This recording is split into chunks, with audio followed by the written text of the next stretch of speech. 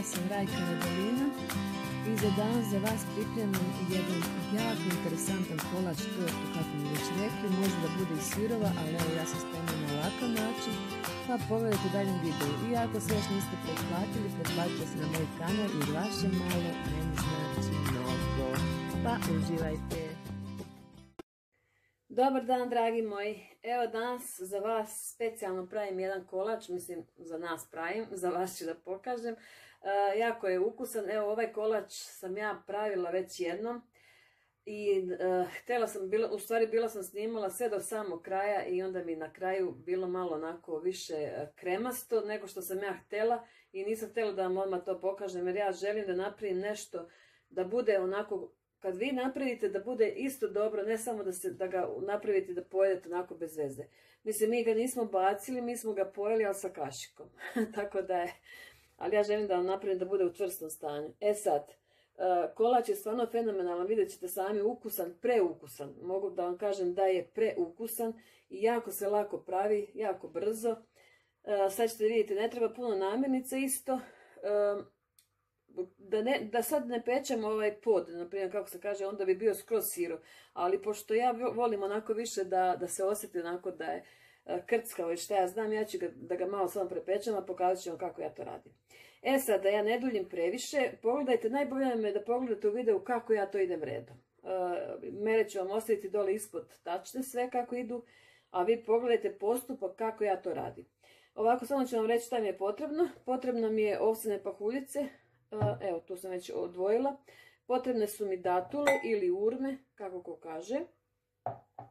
Potrebna mi je badem koje sam ja već pre jedno 3-4 sata otprilike potopila i ovako stoje u vodi. Samo ćemo da vodu prospemo i to je to. Potreban je indijski orah koji sam također isto potopila i stoji već u vodi.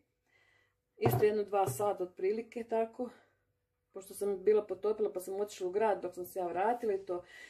Treba mi jedno kokosovo mlijeko, ovo iz limenke. Treba mi kokosovo ulje. Onda mi treba zamrznuta borovnica. Ja uvijek gledam da vam dajem najjeftiniju onako kombinaciju da bude, znači što jeftinija. Znači te smrznute, a imam i sveže će mi trebati samo onako malo da ukrasim.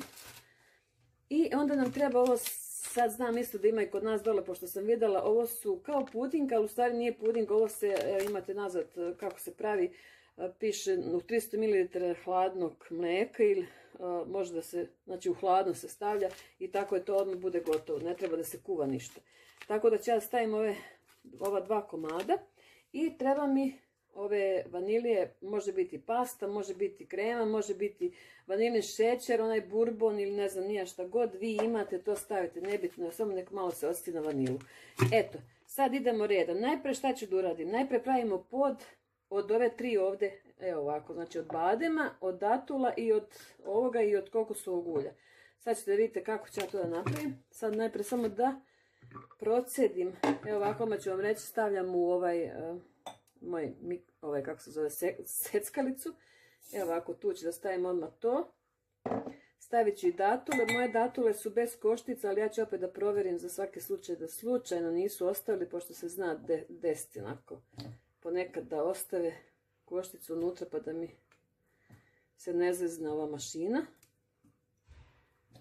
Tako, znači nema. I sad idem samo da procedim još ove bademe, isto ubacujem unutra. Evo ovako, znači i tu ubacimo unutra isto. I ubacit ćemo ovdje jednu. Ovako, najbolje ću vam izmjeriti sa malim kašikicama, trebalo se možda malo da otkravim ovo. Ovako, 2 male kašikice, vidite kako su pune skroz, znači ove kafene kašikice skroz pune. Ću da stavim. Možda sam, kažem, vam trebala najprije da otkrijem, evo, možda čak i malo više od, evo vidite kako onako ono. Eto, dobro. 2 kašikice i ovo ćemo sad, kao što sam rekla, da sameljemo, da usitnimo skroz. I evo sad kad smo ovo samljeli, sad ovdje sam stavila isto malo kokosovog ulja i ovo ću samo da razmažem ovako po cijeloj ovoj tepsici. Ovako. Sada kad smo namazali, Stavit ćemo ovo unutra.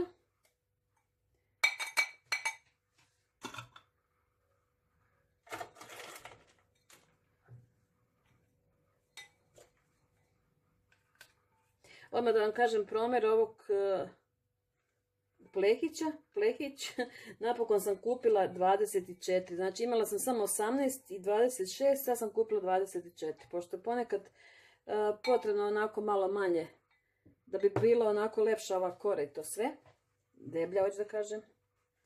Evo ovako, sad ovo sve poravnamo. Ovako, kad poravnamo sve, onda ćemo malo sa čašom još da pritisnemo i ovo stavimo u rernu jedno 15 minuta na 200 stepeni, tako da se malo samo onako kao bude hrckavo, kako bi to rekla ja. Evo ovako. Malo ću samo da izravnam sa čašom. Ovako, uzet ću jednu čašu pa ću ja to samo ovako da potabam.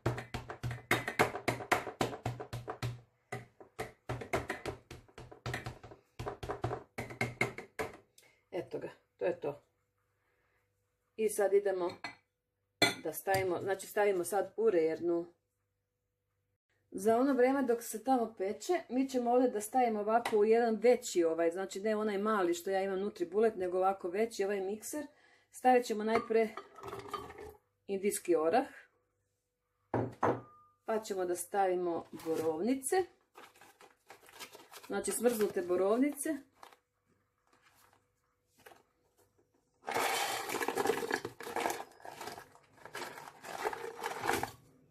Ove su još zamrznute. Zatim dodajemo kokosovo mlijeko, znači kokosovo mlijeko. Samo malo da ga otvorim.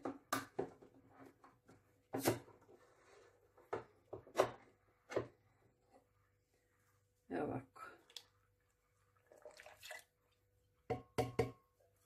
Stavit ćemo ovo sve ovdje što ima. Zatim dodajemo vaniliju. Evo ovako, otprilike ja ću vam sad pokazati, pa možda jednu kašiku, evo ovako, evo vidite.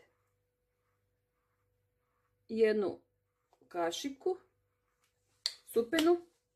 I zaboravila sam da vam pokažem na početku, ovdje ide isto i šećer.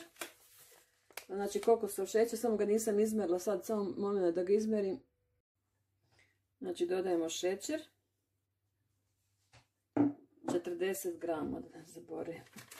Da nisam upisala tamo. I sad dodajem ovaj krem unutra, ćemo odmah ovako direktno da stavimo. Kako lijepo miriše ova vanilja, ja obožavam vanilu. Obožavam baš. Evo ga. Stavljamo i drugu. Sad ću ovo najprije ovako da promješam sa nekom kašikom, nešto da mi ne ostane sa strane kad se počne mutiti.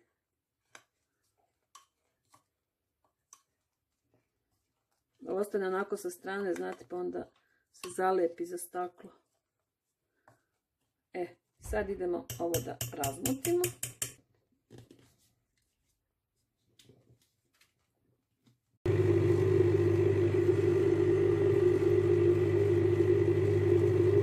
Pošto je krem malo gušći onako, onda sa jednom kudločom već šta imate, možda imate onako pravi onaj mikser, samo ovako malo poguravajte dole tako da se sve izmeša. Evo sad možete da vidite kakav je krem, vidite skroz je gust i to će još kad bude stajalo u frižideru, to će još malo da se zgusne. Ono iz rerne sam izvadila i sad čekam da se ohladi, znači nakon 15 minuta sam izvadila i čekam da se ohladi i onda stavljamo ovo samo preko toga i ostavimo da se hladi. Evo vidite kako ovo izgleda kad je iz rerne. Sad ćemo tu da preko ovoga stavimo par ovako ovih svežih borovnica. Ja ću vam napisati isto tačno koliko sam ja, mada možete otprilike, to je nebitno skroz ovako preko ovoga. Ovako. Ne puno, pošto već borovnice ima i ovdje u ovome. Tako. I sad idemo s ovim kremom preko ovoga, da izravnamo sve. Kako lijepa boja, pogledajte, ovo ljubičasta. Biće ljubičasti kolač. Evo ovako, ja ću sad ovo da istresem, da vam tu ne duljim video.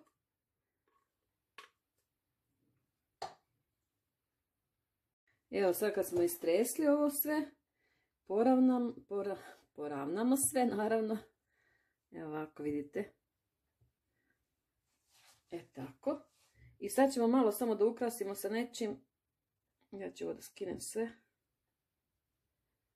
Evo tako. Ovo sam isto zaboravila reći na početku. Ja ću da ovdje stavim malo kokosovog brašna. Evo vidite, kokosovog brašna za ukras. Sad ću ja ukrasiti, vi možete da ukrasite kako vi želite. Ja ću ovako nešto da napravim, ne znam ni ja. Ovako kao jedan krug.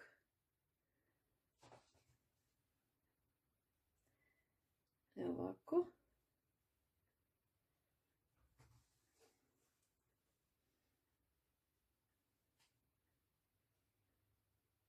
To je već vaše kako vi želite, vi možete da ukrasite kako god vama padne na pamet nešto. Tako. I onda u sredinu ću da stavim malo borovnice i okolo još malo borovnice i to je to. Tako. Onda ovdje isto u sredinu ću još malo da stavim.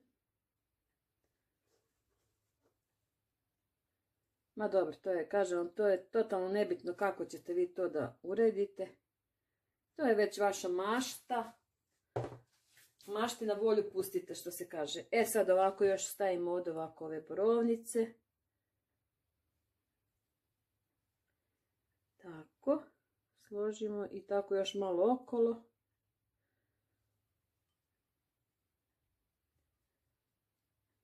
I ja sam ga baš složila. Ajde, ja vam ne duljim tu video, ja ću to da složim pa ćemo pokazati.